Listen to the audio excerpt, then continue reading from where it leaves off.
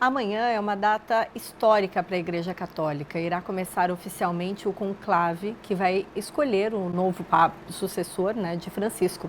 Durante esse processo, 133 cardeais de várias partes do mundo, incluindo 3 catarinenses, estarão reunidos na Capela Sistina, no Vaticano, em um momento de isolamento, reflexão e votação, que não tem prazo definido para acabar. Para nos ajudar a entender como funciona o conclave, o simbolismo, os bastidores, o que esperar da escolha do novo líder da Igreja Católica, a gente recebe aqui no nosso estúdio hoje Padre Raul Kestrin, que é coordenador da Pastoral da Comunicação da Diocese de Blumenau. Tudo bem, Padre? Bem-vindo. Tudo bem, Vanessa. Muito boa tarde. E boa tarde também aos seus telespectadores.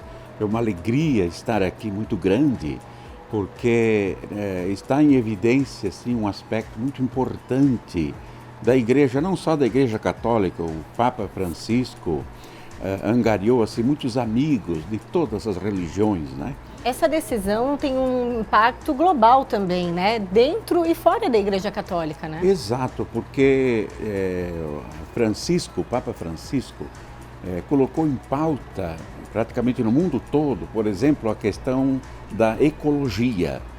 E é uma questão que realmente afeta todas as pessoas, né? E, por exemplo, ele escreveu uma carta encíclica sobre a alegria do amor. Amoris Laetitia, a alegria de você amar. Que bonito, né? E a alegria que vem do amor. Então, como o apelo é que a gente viva sempre o amor, então a gente vive sempre a alegria. E quando não está alegre, é possível a gente então recomeçar, né? Colocar a tristeza de lado. E ele fez ver aquele ditado muito popular que nós utilizamos, porque um santo triste é um triste santo, né? Uhum. Então, que bom que vivemos assim esta época onde se insiste na alegria, porque são tantos os motivos de tristeza, de desânimos, muitas vezes, certeza, não é, Vanessa? Com certeza. Padre Raul, a gente fala para Blumenau e todo o Vale do Itajaí para explicar um pouquinho mais dos bastidores, que é um processo com muitas etapas e até muitos segredos também envolvidos. O que a gente pode detalhar? A partir de amanhã, então, estarão reunidos esses arcebispos, esses representantes que podem se tornar o nosso futuro Papa. Sim. E a partir dali, o que acontece? Eles votam várias vezes, né, padre? Eles votam até conseguir 2/3 dos votantes, Vanessa, e telespectadores. E vão se sucedendo as votações. A previsão, assim, muito positiva, é que na próxima sexta-feira nós já tenhamos o novo Papa, né? Que bom, é uma previsão bem otimista. Então, Sim, a gente bem começa otimista. o processo do conclave amanhã, então dia 7. Sim. E até o dia 9 teríamos já essa eleição, esse escolhido, A boa na verdade, notícia, né? Essa exatamente, boa notícia. sim. E a boa notícia costuma ser comunicada com a fumaça branca, né, Padre Raul? Exato. Já é um grande simbolismo, né, ao longo dos anos, essa fumaça branca, né? É um grande simbolismo que os meios de comunicação nunca divulgaram tanto como nos tempos de hoje, né? E nunca o Vaticano esteve assim tão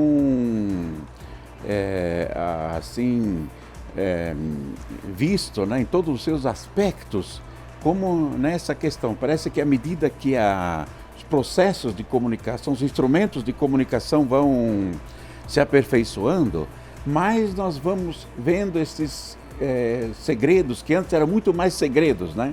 Aos poucos a gente vai entendendo melhor cada Exato. uma dessas etapas. Vamos falar um pouco mais dos cardeais. Inicialmente Sim. eram 135, depois se fechou em 133 cardeais. Sim. Desses temos 3 catarinenses. Vamos explicar um pouquinho mais sobre cada um deles, Padre Raul. A gente tem, vamos começar então por Dom João Braz de Avis, que é o cardeal catarinense de Mafra, né? Exato, ele tem 75 anos.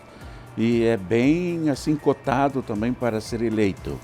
E inclusive trabalhou diversos anos na Cúria Romana como encarregado direto do Papa para os institutos de vida consagrada, essas novas comunidades que vão surgindo, né? Olha, vejo ele aí na tela, realmente uma pessoa muito considerada e um provável candidato realmente. São brasileiros que trilharam o caminho da religiosidade, do catolicismo e continuaram internacionalmente essa atuação, né? Isso mesmo, o pai do cardeal João Braz de Assis era açougueiro. Então, a partir de pequeno, ele entrou no seminário, se formou sacerdote e depois foi eleito bispo e se tornou um colaborador de primeira linha do Papa Francisco. O senhor conhece os três pessoalmente, Eu conheço, né? Os três conhece pessoalmente. Os três catarinenses que estão ali, né, podendo ser eleitos, então, escolhidos como o futuro Papa. Vamos falar agora de Dom Jaime Spengler, o cardeal, então, catarinense de Gaspar. De Gaspar, o Spengler aqui de pertinho, exatamente, né? Eu tive a oportunidade de um contato muito pessoal com o cardeal Spengler. Ele não era cardeal, era arcebispo de Porto Alegre, naquela ocasião ainda, quando o pai dele faleceu em Gaspar. Então eu estive na missa de corpo presente e não me esqueço que ele iniciou a missa, mas estava lá presente também Dom José Negre, que era o nosso bispo diocesano aqui de Blumenau, né? E era um certo momento ele não pôde continuar devido à emoção que tomou conta, ele começou realmente a chorar. Então o nosso bispo aqui, Dom José Negre, continuou a presidência da Santa Missa, né? Só para dizer que é uma pessoa muito sensível, né? E uma pessoa assim muito próxima das pessoas, próxima do povo, próxima da sua família. É um catarinense que tem forte atuação também no Rio Grande do Sul, né? Sim. A base dele está lá em Porto Alegre, né? Hoje em dia com os últimos trabalhos, Não só no Rio Grande do Sul, Vanessa e telespectadores, mas ele é o atual presidente da CNBB, verdade. Da Conferência Nacional dos Bispos do Brasil, e também presidente da Conferência Episcopal Latino-Americana, que nós assim citamos com uma sigla, né, chamada CELAM, Conferência Episcopal Latino-Americana. Ele preside também. E já tem também essa atuação mais abrangente, né? De Exatamente. Conhecer vários estados, outros países, representar, como comentou até a própria CNBB, né? CNBB. Sim, vamos falar agora de Dom Leonardo Steiner, que é o cardeal catarinense de Forquilinha. Inclusive, li algumas notícias que estaria entre os 5 favoritos, né, a Papa. Dom Steiner, sim, Dom Leonardo Ulrich Steiner. Realmente ele está bem cotado, porque atualmente ele é cardeal arcebispo de Manaus, em plena Amazônia. E a Amazônia entrou muito no coração do Papa Francisco. Ele escreveu uma carta encíclica sobre a Amazônia, intitulada até com um título assim muito afetivo, Querida Amazônia. Então ali ele tece todas umas considerações sobre a Amazônia, inclusive do ponto de vista ecológico, né?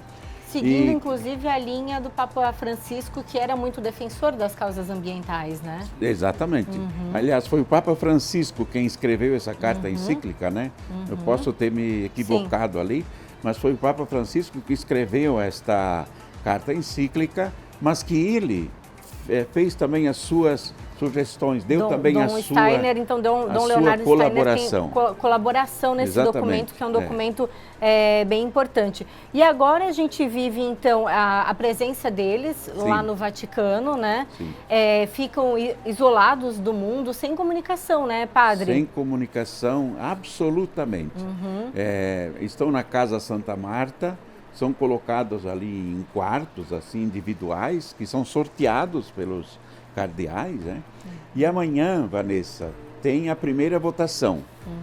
Primeira votação que lá pelas 2h da tarde nós já poderemos conferir a fumaça preta, certamente, com certeza, amanhã, às 7h lá no Vaticano, 19h, né? E aqui 5h mais cedo, então pelas 2h já teremos oportunidade. Que é o início desse processo, né? É o início do processo, é a primeira votação. A primeira votação. São contados os votos e em seguida são queimados naquela aquele aparelho que eles têm lá e que sai a fumaça naquela famosa chaminé. Na chaminé, chaminé verdade. do Vaticano. Agora, padre, a gente está acompanhando esse processo, mas com os olhos muito atentos lá para o Vaticano. De que forma podemos canalizar as nossas orações, mentalizar boas energias e orações para esse momento que é tão importante, né, de escolha de um futuro Papa? Esta é uma pergunta muito cabível, Vanessa. Te agradeço até por esta pergunta, porque é uma eleição que tem um acento assim sobrenatural muito grande. Uma vez que os cardeais se colocam lá na Capela Sistina e fazem todo um procedimento ali na Casa Santa Marta, por exemplo, né? E nesta Capela Sistina eles têm também uma rotina assim, de orações, de reflexões, de diálogos entre eles, né? E ali então a gente diz assim que a escolha do novo Papa é muito mais uma escolha do Espírito Santo do que das próprias pessoas que estão ali. E nós podemos então realmente nos unir a este momento através da nossa oração, né, para que o novo Papa possa realmente ser aquele pai. A palavra Papa quer dizer pai, né? Em italiano, Papa é o paizinho, né? O pai de família, né? Que ele seja este pai da humanidade, que não venha, como diz o Evangelho, para condenar, mas que venha para salvar, que venha para motivar o bem, a bondade, a compreensão, o perdão, que está sendo tão importante nos dias de hoje, entre pessoas principalmente, né? Mas também entre povos, entre nações, entre grupos, né? Nós vivemos uma época de uma escandalosa vingança. Parece que em 2000, mais anos da nossa história, né? Não aprendemos aquele ditado que a gente sempre diz assim, né? Que violência gera violência. Basta saber a insistência do Papa Francisco em terminar com estas guerras escandalosas que estamos vivenciando. E antes de morrer, ele disse assim: eu ofereço a minha vida pela fraternidade universal. Então ele viveu praticamente a sua vida toda em vista da fraternidade universal, né? Ele escreveu até uma carta encíclica também sobre essa questão de que nós somos todos irmãos. Somos de etnias diferentes, somos de povos diferentes, crenças diferentes, ideologias até diferentes, partidos políticos e etc. Mas não podemos esquecer jamais que nós somos todos irmãos e irmãs. Verdade. Padre Raul, adorei recebê-lo aqui no Ver Mais. Muito obrigada pelos esclarecimentos. O senhor que faz parte da Diocese aqui de Blumenau, nos explicando um pouco mais sobre esse processo que a gente vem acompanhando com tanta atenção, com tanto carinho, desejando que a gente tenha realmente um Papa, um Pai, né, que cuide de todos nós. Muito obrigada, Verdade. Padre Raul. Muito obrigado, Vanessa, também por esta acolhida tão bonita e por esta valorização também da caminhada de todos nós, porque a igreja somos todos, nós a ela todos, o Papa Francisco repetia frequentemente, né? Somos todos. Somos todos. Que Deus nos abençoe. Amém. Obrigada, Padre.